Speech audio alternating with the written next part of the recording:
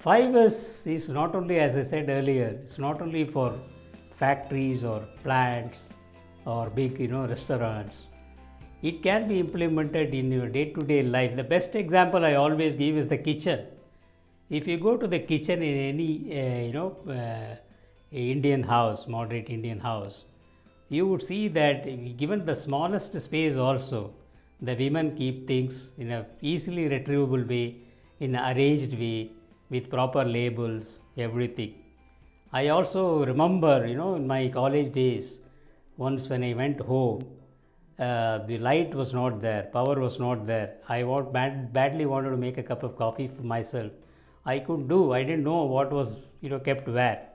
Whereas in the same situation, my mother just came along.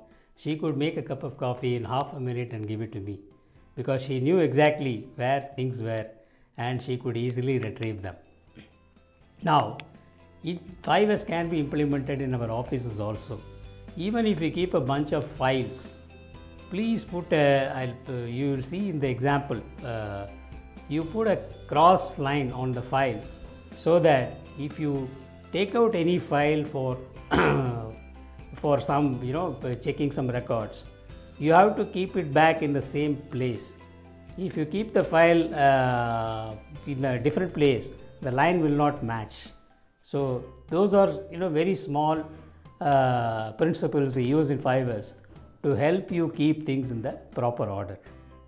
It helps you retrieve things fast, it saves you a lot of time, and it helps you create space in the given area, because you are going to keep only required things, because you are going to keep in a systematic way.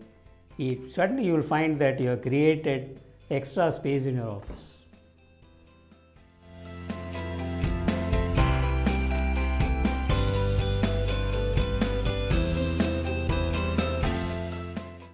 Whenever and wherever we implement 5S, there are two fundamental rules that we follow.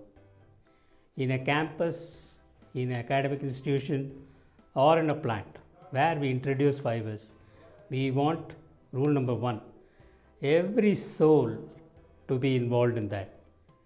We cannot say that these 5 people are responsible for 5S, all others will do their other routine jobs. 5S, everybody participates, starting from the locational head right up to the last sweeper. Everyone is in some way involved in implementing 5S. This is rule number 1. Rule number 2, we say that every square centimeter in that campus is to be covered. We cannot say we will implement 5S first in the first floor, then we will go to the terrace, then we will go to the canteen. 5S, you have to cover each and every square centimeter, because when we ultimately talk about the first S, segregation, you cannot say there are certain things which are required in one area and take out other things and throw it out into the other area. Then that does not, that's not 5S.